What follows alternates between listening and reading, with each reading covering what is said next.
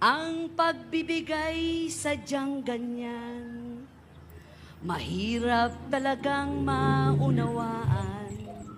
Laging may takot, laging may panghihinayang, lalo na pag offering na naman.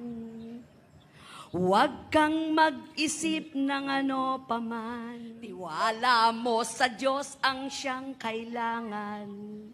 Magbigay ka lang at ikaw ay bibigyan.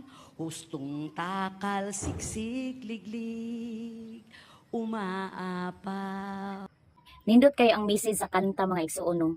So sa dihang maghatag ta diha sa Ginoo, daghan kay tag negatibo sa atong hunahuna, sa atong kasing-kasing, usay manghinayang pagyud ta na mohatag. Pero mga igsuon nagpahinomdom ang Ginoo. Kung kita mohatag, naa jud ikabalos ang Ginoo. Kung atong tuuhan kay